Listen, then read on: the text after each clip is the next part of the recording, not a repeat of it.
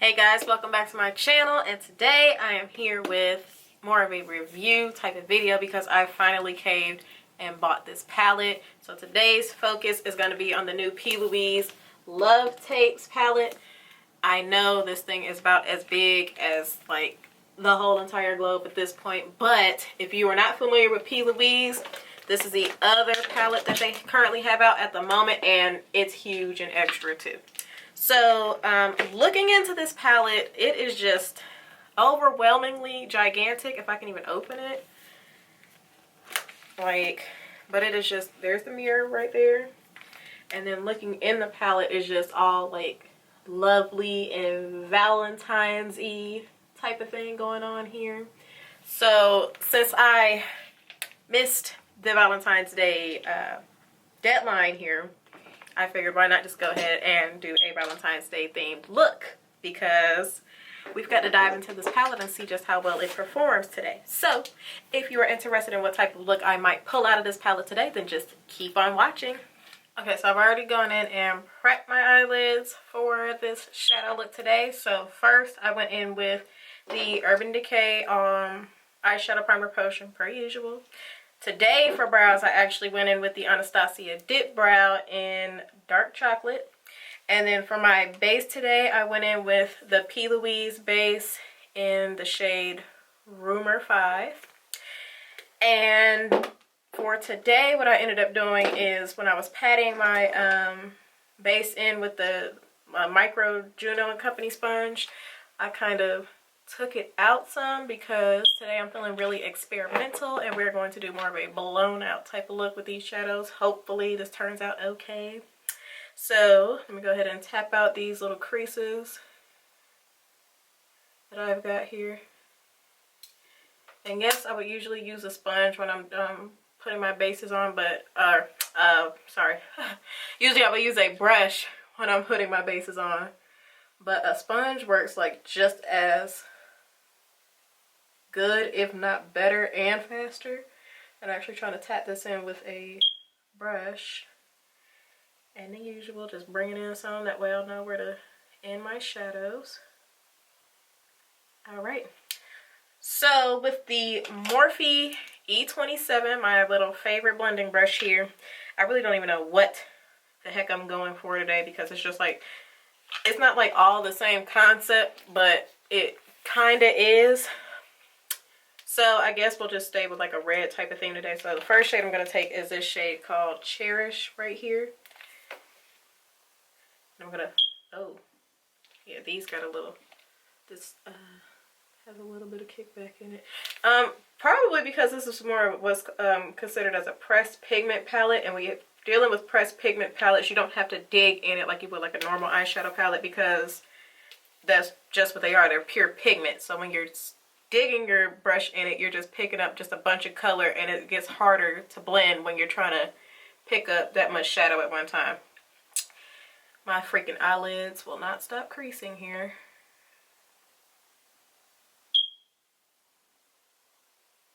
All right, I'm going to take that Cherish shade and just start tapping that all into my crease.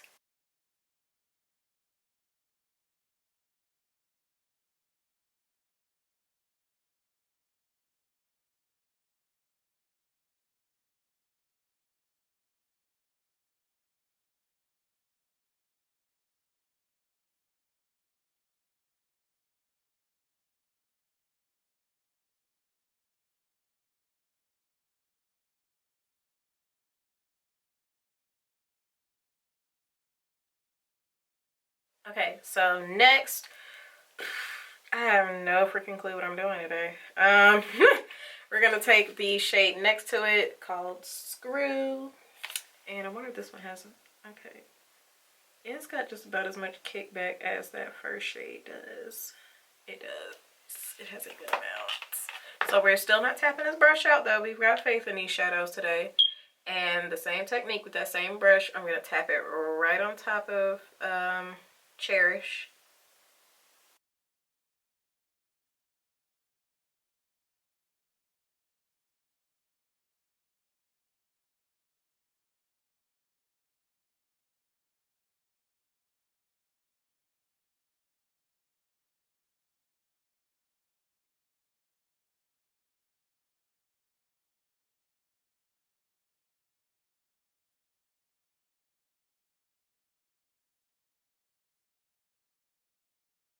So these shadows are kind of starting to look like the same-ish colors on me right now.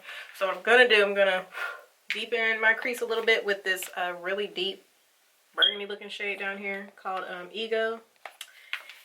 And with this, I'm just gonna work with it a little bit at a time because I have no clue how pigmented this little deep shadow might be, and I might mess up all my hard work. So, matter of fact, I'm not even gonna take this E27. I'm gonna take a M506. It's like this really tiny blending brush situation here. And then we're just gonna work this in a little bit at a time right within my crease here, just to try to get a little bit more dimension going. And since I already have shadows laid down, I can go ahead and start doing the circular motions to really buff this shadow in there.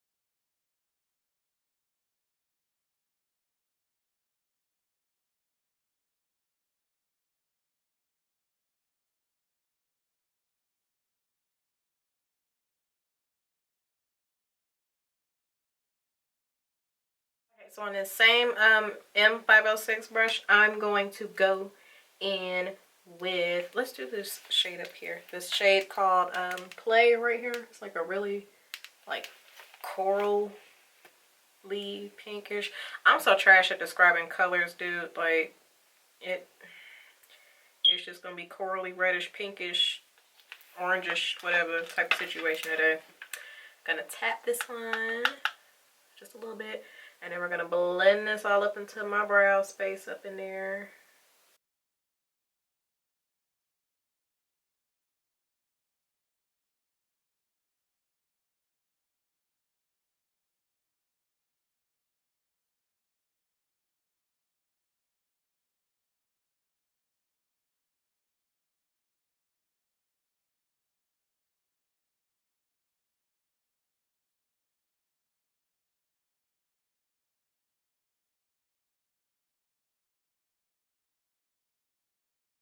To cut my crease today, I'm going to take the P. Louise and Mitchell collaboration. What is this? Like a, I really can't even describe, because it's like a base. It's like the bases, but it's just like these are thicker than the bases. And this is in the shade Blank Canvas. If I could see that, it's like a holographic type of sticker thing going on here, so it might be kind of hard to see that. But with these, you have to work pretty fast because they do dry pretty fast.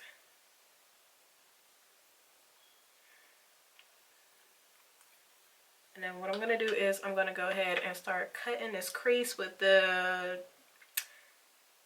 Juvia's Place brush, like a J7 flat brush here. They came in a set of with the red brushes.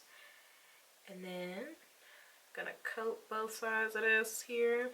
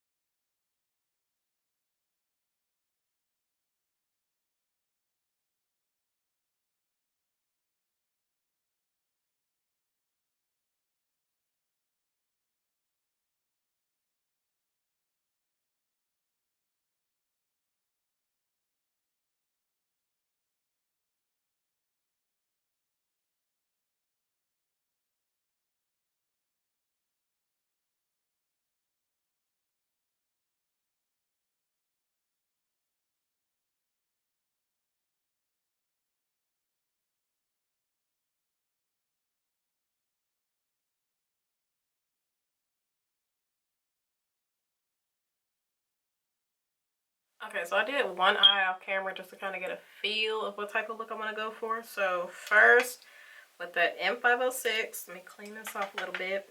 I went in with the first shade Ego, and I'm going to put this right on my lashes.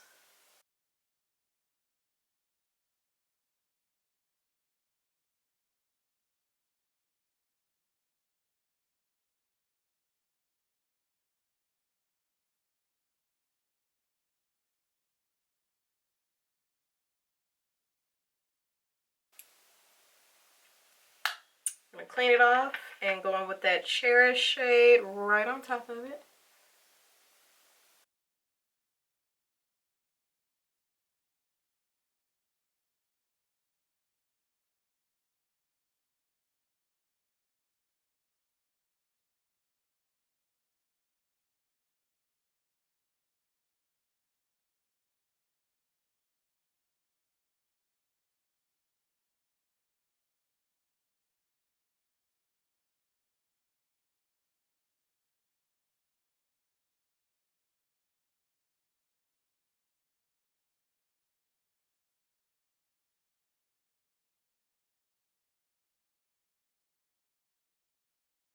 Then I'm going to take Screw.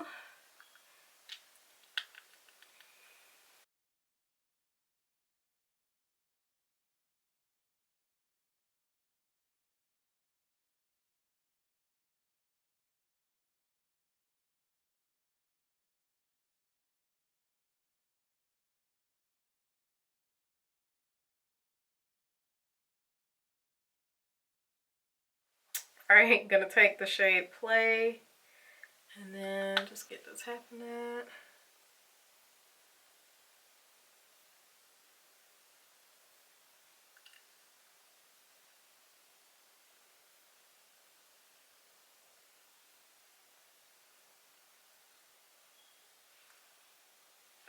So for this like duochrome looking pigment I went in with, I took the P. Louise Poppin' Candy base, and it is so gorgeous. It's like gold with like a really pretty pink shift in it. And then all of that negative space I have left, I'm going to take the Morphe M167 brush and I'm going to start tapping that all into that little negative space there.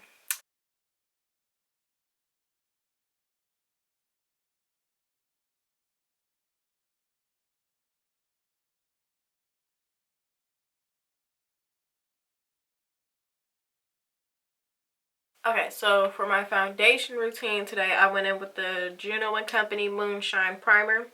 And then before I went in with my foundation, I sprayed my skin with the FARSALI Rose Gold Skin Mist. And for my foundation today, I went in with the ANASTASIA Beverly Hills Luminous Foundation in the shade 480C. And for concealer, I'm going in with the Makeup Revolution Conceal and Define in the shade C12.5. And what I'm going to do, because I started not to record this part, and I was like, yeah, why not? I'm going to go ahead and conceal like I normally would. Taking this all like right beside the side of my nose. And then when I'm taking this out, I'm going to make sure that I'm cleaning this up in the shape that I'm really wanting this to go. So my concealer has a good job it has to do today.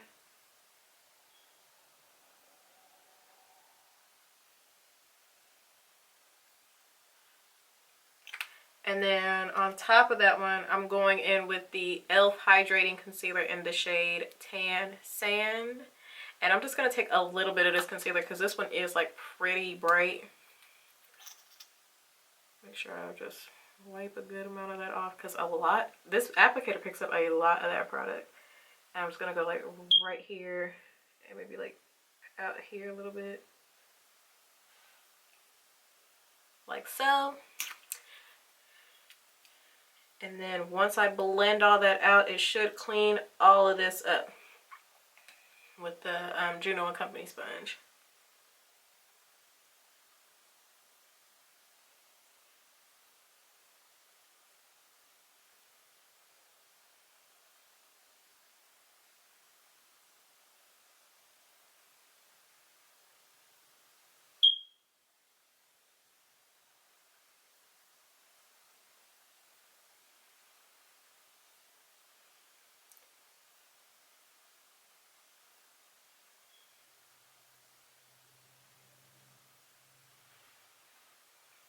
All right, and then I'm gonna do the other side and the rest of my face, and then I will be right back. Okay, so since I pretty much always do the same thing every single time I'm doing my highlighting and contouring, I just went on ahead and did it off camera. So you know, I always use my LUSCIOUS by LYNN butternut beige powder to set underneath my eyes, and today I went on ahead and set my whole face with it just to try to truly see just how flashback proof this powder is. For contour, I went in with the Anastasia Beverly Hills contour palette, and you know, I always take a mixture of these two shades here. And then for my bronzer, I went in with the Fenty Beauty bronzer in the shade Cocoa Naughty. So for underneath my eyes to finish this eye look, I'm going to try a different little technique here. So I'm going to do, since I have just a dab of this base on the back of my hand, I'm going to dip that in there, and then right across my lower lash line, I'm just going to work this in a little bit, just to give these shadows something to really stick to. And hopefully this will make for a more pigmented under eye look.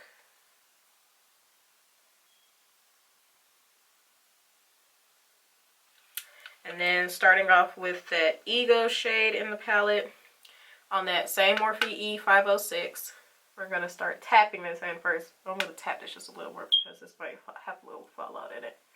And then right where I just laid that base, we're going to just start tapping this in.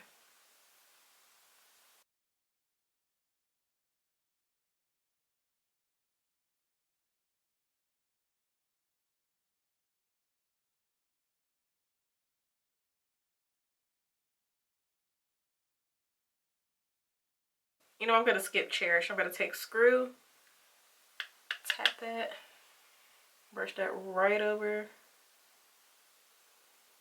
that first shade.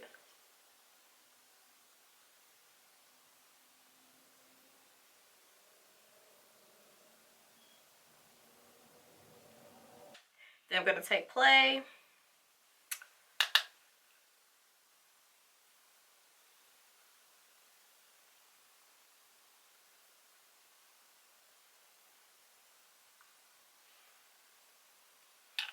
Really liking how that turned out. I did have just a little bit of fallout. We're going to dust that off. And then, we might have just came up with something there. So for blush, we're going to take Zane from the Juvia's Place Sahara Blush Volume 1 palette. So this like hot pink looking shade down here. I'm going to just dig all in it. We going to be clownish today. No, but for real though.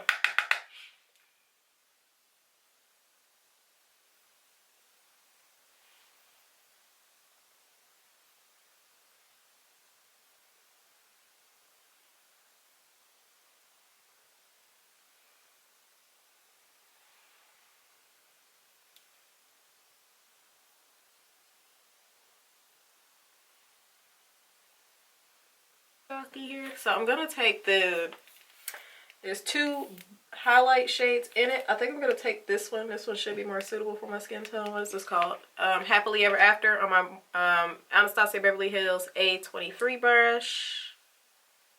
Okay, so like just dusting it over, that did pick up a lot of product. Oh my goodness.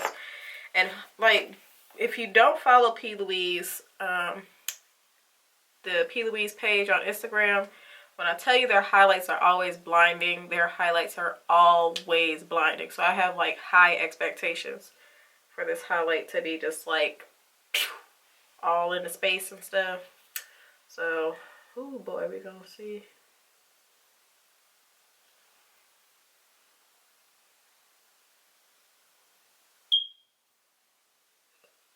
Okay, so it's not like blinding, but it's buildable still.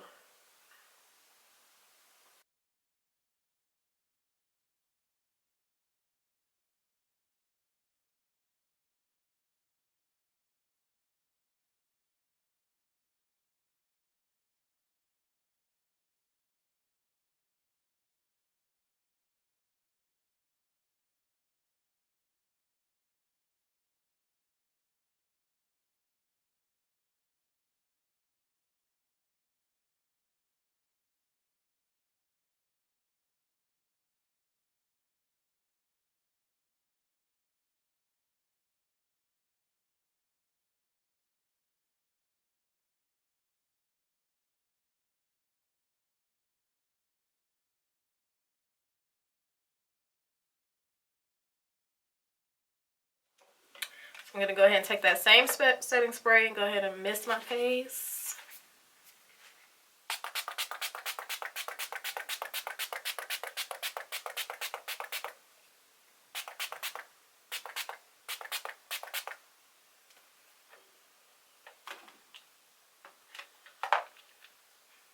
And while this sets, I'm going to go ahead and do my lashes and mascara off camera, and then I will be right back. Okay, so I am back with the final look for mascara, the same as usual, the Voluminous Lash Paradise by L'Oreal.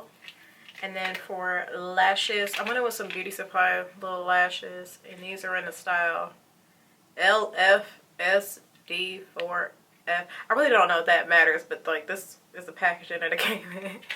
And this is the final look. So, oh, wait. For gloss today, I went in with the ColourPop So Juicy Gloss in the shade She's Here. And on top of that, I went in with the NYX Butter Gloss in the shade Praline. And final thoughts on this palette. So, it's like, it's not a terrible palette whatsoever. Like, the shades do end up blending, but they do absolutely take time to work. Like, compared to the Secret Center palette, like these shadows in this one, it's a just totally matte palette. Like, all of these shadows work just beautifully together. But with this one, I kind of found that the shades that I did use out of this palette, they were pretty, I had to use like 2 hands for this gigantic palette. Oh my god. They did have a lot of kickback, but again, it's kind of expected with a pressed pigment palette, which is technically what this is, so we can't really just like down it just because it does have all the kickback on it. But at the same token, I did find that some of the shadows kind of like muddled together, looked all the same on me. Like those first 2 shades I went in with, they even like in person, they look the exact same after I was done blending them out. So maybe I over blended, maybe I didn't blend, like I don't know. I'm just gonna like keep messing around with this palette, try to figure out what it is about it. And then for the one highlight shade that I did use, it's like it's still pretty, but like the expectations I had for it were just so much higher. Like I was expecting to just have to go in a little bit at a time, and I'm thinking it's gonna be like a blind, like, ooh, hold on now, they're really creamy, don't get me wrong. They are like really creamy, and my fingers are dirty from like doing my face. So this is the Happily Ever After shade, and then this one is Once Upon a Time. So they are like really nice to the touch once you're going in with them. But like overall, these are like a product that you would have to build if you're one of those types that likes that extremely like blinding highlight. But I would recommend this palette. I feel like it's just like a